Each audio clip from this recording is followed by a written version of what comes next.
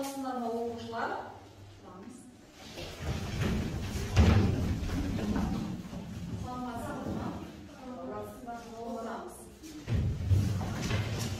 Кезекші кім бұл? Жұлдыз, кім жоқ? Тағанатхан, егер сол шаш себепті. Қалғанымыз түгелміз ғой? Түгелміз. Жақсы. Оқушылар, бүгін біз сабағымызды бастамас бұрын барлығымыз тақтаға шығамыз және мен қойған қол шақыруларды қалаған түсімізден алып топқа бөлініп аламыз. Қаны барлығымыз орнымызда тұрамыз. Келеміз.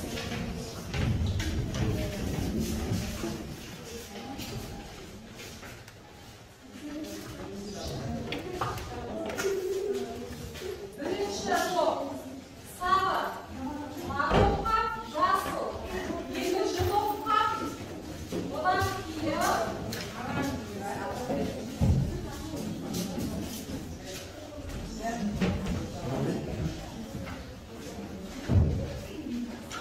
жақсы. Топқа бөлініп алды. Енді оқушылар, отырамыз. Әбілқайыр, отырамыз. Енді үйге қандай тапсырма берілген болатын? Кім айтады? Алға қойып. 37-ші параграф жүйке жүйесінің бөлімдерін жolu.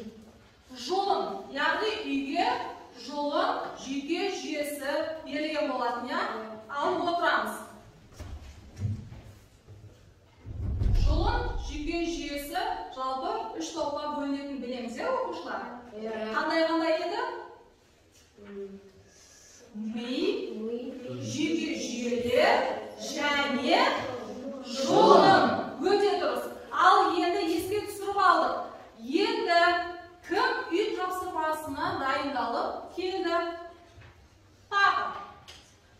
Және жақсы. Ал бастайық бұл бала. Жүйке жүйесінің бөлімдері. Жүйке жүйесі екі бөлімге бөлінеді. Орналасу негізінде атардың қызметі бойынша. Атардың қызметі бойынша 40-ші параграфта қарастырылады. Орналасу бойынша орталық жүйке жүйесі және шеткі жүйке жүйесі деп екіге бөлінеді. Орталық жүйке жүйесіне жолмен бекітіледі.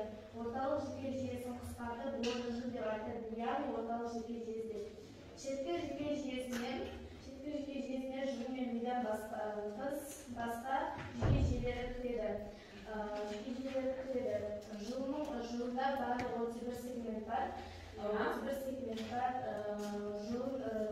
Жылында көбелек тәрізді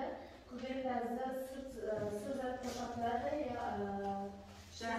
Сорзат және ағзат болады, құрылысында. Жылында бұл сырзаты көбелек қанатты тәрізді сырзат қоршайды. Жақсы. Отырамын. Алқым жалғастырады, Гүлназ. Жүйке жүйесінің мүшелері жылын ми барлық жүйке жүйесі ұлпалары тұрады. Жүйке ұлпаларының қасиеттері болмайды. Олар барлығы жасушаларды бекіту мен неврология және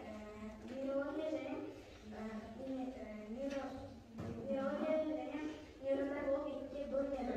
Нейрондар жүйке ұлпаларының қызметін атқарады. Көбінесе жүйке ұлпаларының қызметін нейрондар атқарады. Нейрондарда жүйке интеллектісі қажетті. Нейрондар бұл қабілетті өткізгіш деп атайды. Яғни жүйке ұлпаларының негізіндегі қосылышы және өткізгіш қызметі бар. Жүйке ұлпаларының қосымша ұлпалары нейрология деп аталады. Олардың глиалды жасушалары деп атайды. Олар нейрондарын қорғайды және қоректенеді. Олар нейрондардың қарамағында көп. Мысалы, бір нейронды шамамен мыңдаған глиалды жасушалар қоршайды. Жақсы. Гүлназ, отырады. Тағы да бір оқушы. Кім айтады? Жалпы жолын дегеніміз не екен? Кім айтады? Ал, жол дегеніміз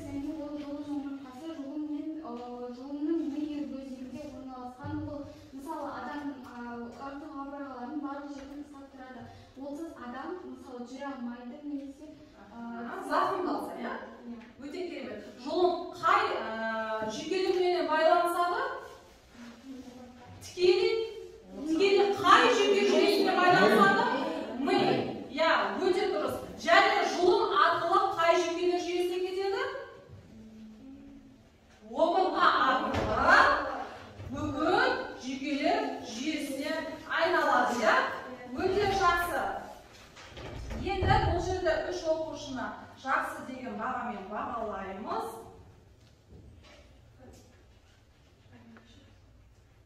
Ал оқушылар, біздер бүгін жаңа тақырыбымыз ми және үлкен ми сыңарлары, иә? Оқушылар, біздер ми дегенде адам ағзасындағы жүйке міндетті түрде ойымызға келеді.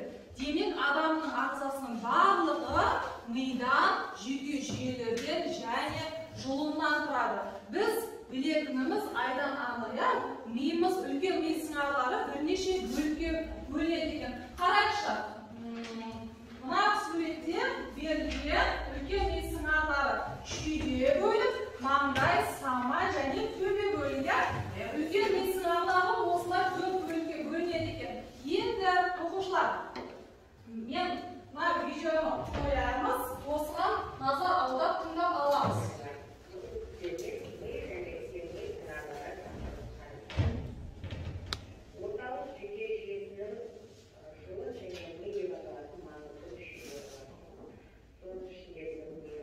Бүгін сіздермен ми және үлкен ми сыңарлары тақырыбын қарастырамыз. Орталық жүйке жүйесінің жұлын және ми деп аталатын маңызды мүшелері бар тұғын. Соның ішінде бүгін мидың құрылысымен танысамыз. Ол бас сүйектің ми сауытында орналасқан. Жалпы едәуір жоғары құрылымды жануарларда миы өте жақсы дамыған болады. Денесіне қатысты миының массасы приматтарда, яғни адамда және маймылда барынша көп. Приматтардың ішінде ең үлкен әрі күрделі құрылымды ми ол адамда.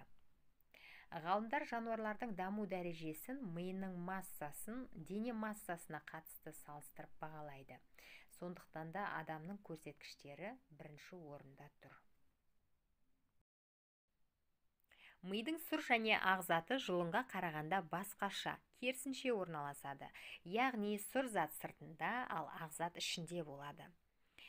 Сұр зат алдыңғы миды түзеді. Едәуір жоғары құрылымды омыртқалыларда ол мидың басқа бөлімдеріне қарағанда жақсы дамыған. Алдыңғы ми сүтқоректі жануарларда ең жақсы дамыған болып келеді. Онда үлкен ми сыңарының қыртыстары қалыптасады. Адамда үлкен ми сыңарлары қыртысының беті жүлгелер мен иірімдерден түзілген. Қатпар болып табылады. Үлкен ми сыңарының қыртысына байланысты күрделі мінез-құлық, яғни жоғары жүйке қызметінің үдерістері есте сақтау, ойлау, қиялдау, сөйлеу тағы басқа жүзеге асырылады. Үлкен ми сыңарының қыртысы жұқа 1 сантиметрден артық емес, ал денелер мен дендриттер сондай жұқа болса да өте тығыз орналасып, 6 қабат және көптеген түйіспелер түзеді. Қыртыстың 1 сантиметр кубінде шамамен 100 миллиард нейрон болады. Қыртыстың әрбір нейроны басқа жасушамен 1000-нан 10 мыңға дейін байланыс түзетіні анықталған. Адам миының қызметіне қазірге дейін ешбір заманауи компьютер теңесе алған жоқ. Енді үлкен ми сыңарларының бөлімдеріне тоқталайық. Жалпы үлкен ми сыңарлары оң жақ және сол жақ жартышар болып екіге бөлінеді, және одан бөлек жүлгелеріне байланысты төбе, маңдай, самай, төбе және шүйде бөліктері болып 4-ке бөлінеді. Енді осыларға жеке тоқталайық. Маңдай бөлігі өте күрделі құрылымды. Ол адамның жоғары жүйке қызметіне жауапты. Маңдай бөлімінде ойлау, мінез-құлық мотивациясы, зейін, қиялдау орталықтары орналасады және сөйлеу орталығы орналасатыны да анықталған. Көп адамдарда сөйлеу орталығы сол жақ сыңарында орналасады. Маңдай бөлімінің тағы бір маңызды қызметі күрделі қимыл қозғалыстарды басқару. Яғни жазуды, оқуды, музыкалық аспаптарда ойнау, немесе велосипед тебу, немесе бір техниканы басқару, клавиатураны үйрену секілді жаңадан үйренілген дүниелерді басқару орталығы орналасқан. Келесі самай бөлігі есту орталықтары орналасқан жұп бөлік болып есептеледі. Төбе бөлігі тері бұлшықет сезімталдығына жауап береді. Осы жерге тері рецепторларынан ақпараттар келіп түседі. Яғни біздің ағзамыздағы ең сезімтал ағзалар, мәселен саусақ, тіл, ерін секілді, осы бөлімде сезімтал жүйкелер, мысалы, арқаға қарағанда көп болып келеді екен. Келесі бөлігіміз шүйде тақ болып келеді және көру орталығы орналасқан орын. Ал оқушылар, демек біздердің ғалымдарымыз мидың құрылысын барлығын зерттеу барысында адамдардың мидының құрылысы ерекше деп табылды. Бірақ біздің адамдардың миыменен қай жануарлардың миы теңесе алады деген сұрақ барлығымызды мазалайды, бірақ теңесе алмайды. Ғалымдарымыздың өзі айтып өткен, ешбір компьютер тең келмейді деп жатыр. Бірақ жануарлардың ішіндегі сүтқоректілерді алатын болса, жаңағы адам миына ұқсас қай жануардың миы? Өте дұрыс. Маймылдардың миының салмағы қанша екенін білеміз бе?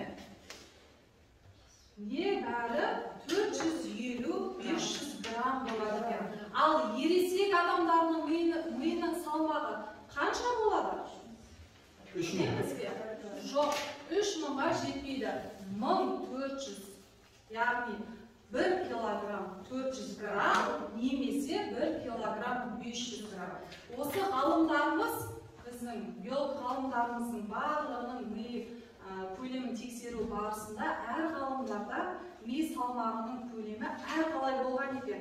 Ол деген ми салмағы аз, яғни 1 килограмм 400 граммда шығатын жаңағы қарапайым адамменен ғалымдардың миын салыстырғанда ғалымдарды көп болып тұр ғой. Ол деген қарапайым адамның миы дұрыс істемейді дегенді білдірмейді екен. Ол деген дене адамның денесінің массасына байланысты ғана бөлінеді екен ми салмағы. Ал енді осы жер шарымыздағы ең үлкен ми қай жануарда деп айтылды? Пілдерде.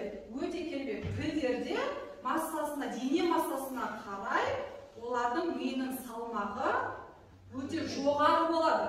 Ең жер шарымыздағы ми бөліктері бойынша ең үлкен бұл пілдерде. Енді оқушылар, біздер сергіту сәтін жасаймыз. Мен сендерге жақсылап бір жұмбақ жасырамын. Сол жұмбағымызды шешіп көрейік. Көрмеген ешкім дәмін татып, қара орман асты ұйыған қатық. Кім айтады? Өте дұрыс. Бұл ми екен. Ал енді тағы сырты орман алты жазық құрлықты, араласаң табасың жеті құрлықты. Зон. Абылхайыр, кім? Қалай? Зон. Жоқ, тағы. Сырты орман алты жазық құрлықты, араласаң табасың жеті құрлықты. Кім айтады? Қарайықшы. Жоқ, бұл біз кім айтты жаңа? Өте дұрыс. Бас екен. Ал енді оқушылар, біздер білім ағашымен осы жаңа сабағымызды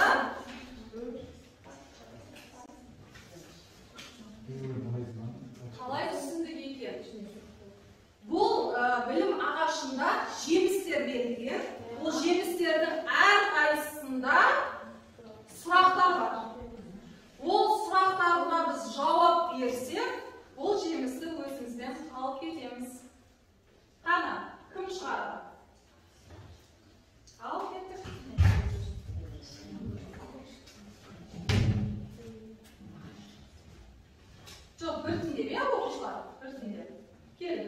Ала ғой.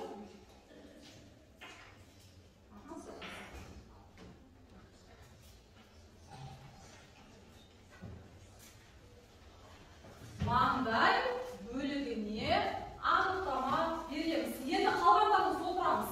Оқушылар, болды, қалғандарымыз шықпаймыз. Біртіндеп шығу керек еді негізі. Ал, оқимыз сұрақты. Жүйке жүйесі нешеге бөлінеді? Ал кеттік. Нешеге бөлінеді қабыл? Екіге бөлінеді. Жүйке жүйесі. Нешеге бөлінеді? Ал үшке қандай? Ми, Дұрыс. зон, Жақсы. Және жүйке жүйесі. өте жақсы. Ал оқамыз. Тағы. ОЖЖ, ШЖЖ деген не? Ал кеттік. ОЖЖ деген орталық Жүйке жүйесі. ал ШЖЖ деген жүйке жүйесі. Жақсы. Отырalım.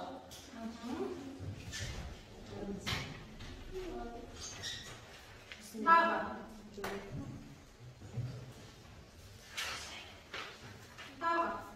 Маңдай бөліміне анықтама беру. Маңдай бөлімі өте күрделі құрылым. Ол жерде адамның жоғарғы жүйке қызметін жауапты маңдай бөлімінде ойлау, мінез құлық, мотивация, талдау талаптары болады. Дұрыс. Және де спорт, яғни арамызда спортпен айналысатын оқушылар бар болса, осы спорттағы жасалатын күрделі жаттығуларға осы біздің маңдай бөлігіміз жауап береді екен. Ал тағы. Маңдай бөлімінің ең жоғарғы қызметі ол адамның қозғалу мүшесі, яғни оның спортпен шұғылдануы. Ол ең маңызды құрылым, және де оның өзіндік бір ерекшелігі болады. Өте керемет. Жақсы. Ми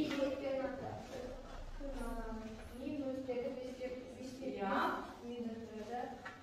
Ми бөлімдері болады, иә. Ортаңғы ми, миші, алдыңғы ми,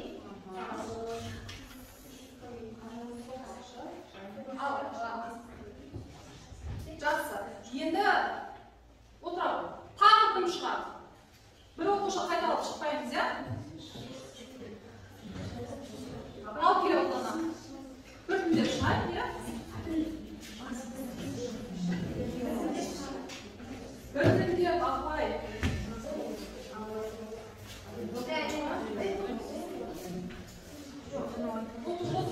Отырамыз. Қалғандарымыз отырамыз.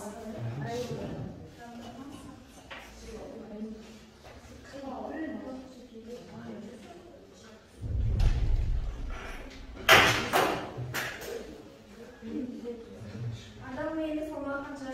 Адам миының салмағы 1400 немесе 1000 грамм. Өте керемет. Отырalım. Ал тағы. Кел отыр.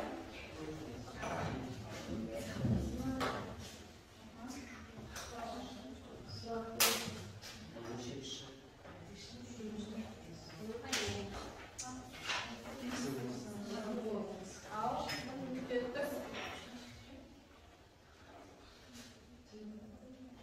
Мидың сыртқы құрылысы нешеге бөлінеді? Мидың сыртқы құрылысы қаншаға бөлінеді? Ал Алтыға бөлінеді. қандай? Маңдай бөлігі, төбе, самай, жүйке жүйесі, Сопақша және мышық. жақсы. Отырalım. Тағы кім? Келдіңіз.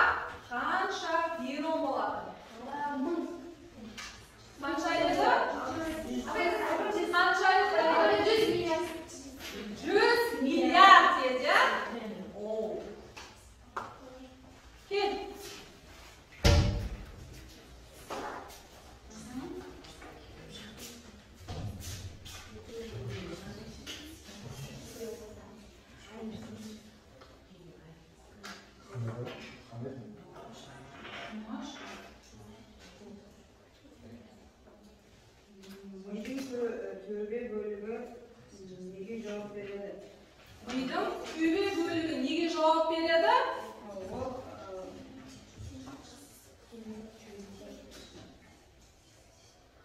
Қандай еді? Кім? Жұлдыз. Ол мидың төбе бөлігі ол яғни сезімталдығына, адамның өзін сезіміне және танымына жауап береді. Кім толықтырады? Алихан. Төбе бөлігі адамның Өте жақсы. ол адамның сезімталдық рецепторларына көмектеседі. Мысалы, бір ауырған жерлерді осындай айтады. Тағы қай бөлікке?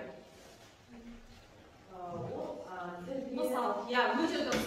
Тілге, ерінге және саусақ бөлімдеріне, яғни біз белгілі бір жерде ыстық ыдысты ұстап қалатын болсақ, бізде не болады? Қай жүйке жүйесі бізге қосылады? Төбе бөлігі, яғни бірден мидан бізге қолыңды тап деген белгі келеді. Ал, жақсы. Тағы қайсы?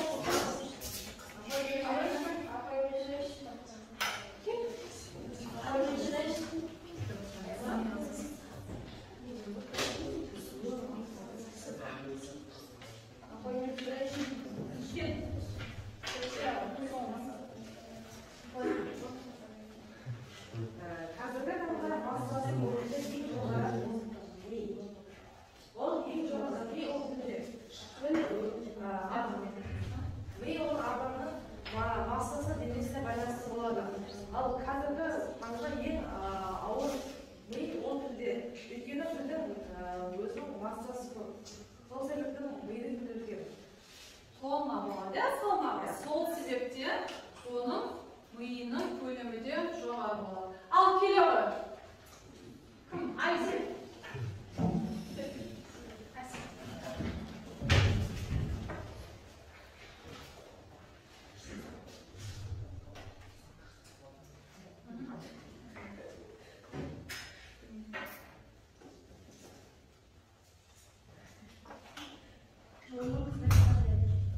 Жұлынның қызметі қандай? Ал құрылысы және қызметін атаймыз, айта ғой. Жұлын омыртқа мимен байланысады. Жұлын жалпы ми жүйке жүйесіменен байланысады, омыртқа жоталарында орналасады. Оның қызметі қандай?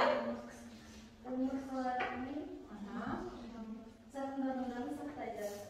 Ол болмаса Жұлынды жалпы омыртқа қоршап тұрады. Кім толықтырады? Ал Жұлын ол адамның мимен байланысқан жүйесі. жүйке жүйесі. Жұлын ол адамға өте көп береді. Мысалы, біз жолсыз жүре алмаймыз. Өйткені жұлын біздің денелерімізді сақтырады. Және мимен тығыз орналасқан. Соның арқасында біз жүріп жатқанда травмамен қозғаламыз. Жасай аламыз. Жалпы, жақсы. Отырамыз.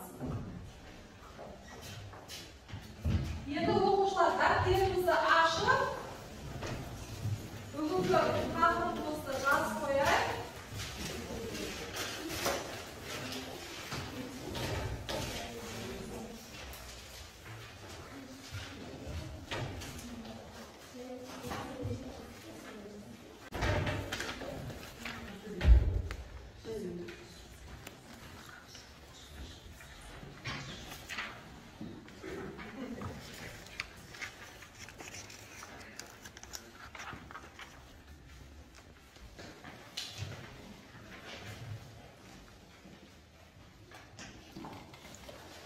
Жазып алдық па? Енді оқушылар, мен әр топқа пазл беремін. Бұл пазлда білеміз, жүйке жүйелер орналасқан. Енді бұны құрастырып болғаннан кейін әр шыққан жүйке жүйелеріне анықтама береміз.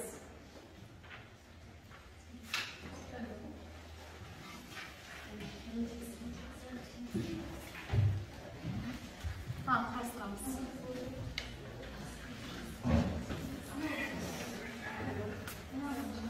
мида.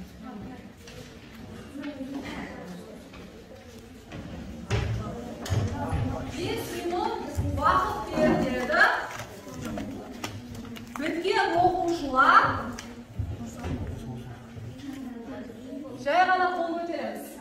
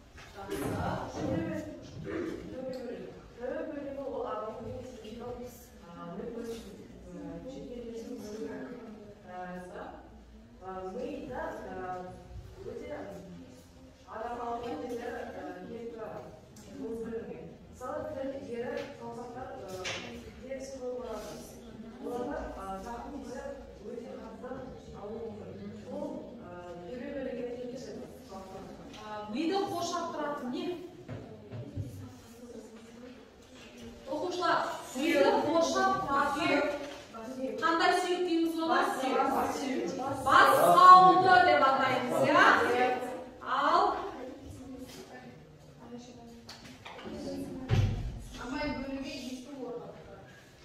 самай бөлігіне, яғни біздің есту үшеуміз үшеміз жатады, яғни құлағымыз. Енді бізде соңғы топ сендер қалдыңдар. Ал келдік.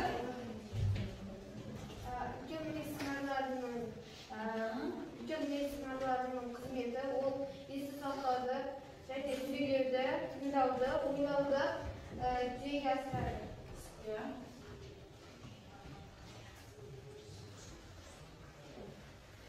Жақсы.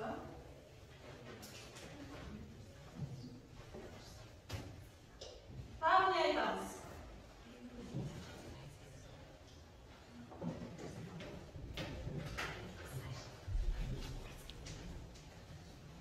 Жалпы медициналарына анықтама беріп болды, барлығымыз, енді оқушылар осы үлкен медициналарын дәптеріңізге үйге тапсырма ретінде беремін.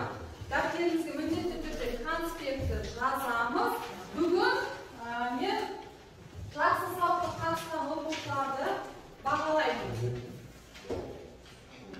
Бүгін бізде Алихан жақсы қатысты, Гүлназ және Инабат бірінші топтан, екінші топтан жаңағы Ұлбала, Ұлдана және Айым, Әсем. Үшінші топтан бізде Әбілхайыр, Жұлдыз, Бағдәулет және төртінші топтан бізде Ахат Керама қатысты. Қалғандарымыз сабаққа толық қатыспады. Енді үйге берген тапсырма түсінікті болды ма? Қайталау жасап көреміз ба? Кім айтады? Нақты?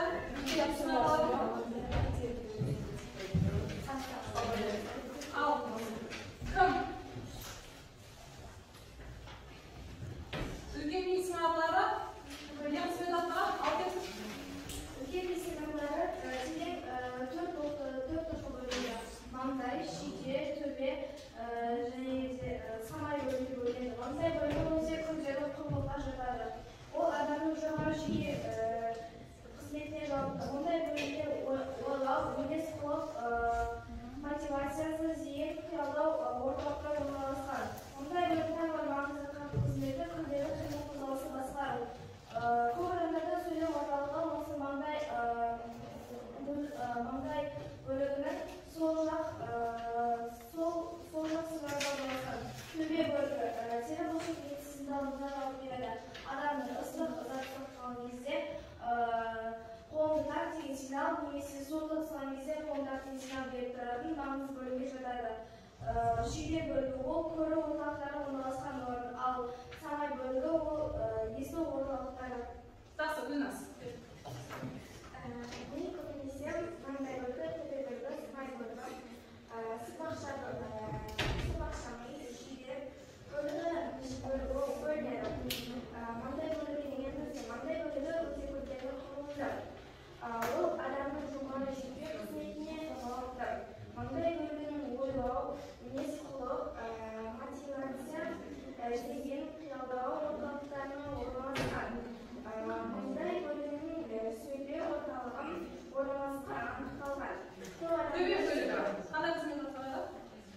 Төбе бөлігі тері бұлшық ет Сезім талдырма. Мысалға біз ыстық суықтар анықтай аламыз. Мысалға біз ыстық нәрсеге қолымызды апараттан кезде төбе бөлігі бізге сигнал береді. Сол арқылы біз төбе бөлігін ажырата аламыз.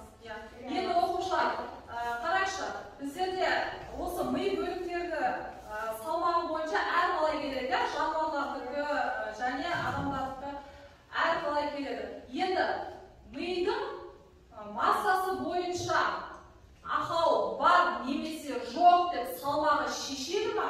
Жоқ. Есебінде Үлкен адам дене салмағына қарай мидың массасы шығады екен. Ал осы жан жануарлардың сүт қоректілерді, яғни қай ми бөлігі жақсы дамыған? Маймылда қай ми бөлігі жақсы дамыған?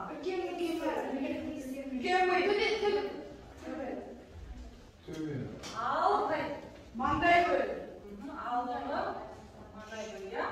Енді оқушылар, жалпы осы біздің ми сыңарлары түсінікті болды ғой? Дәптеріңізге жазып аламыз.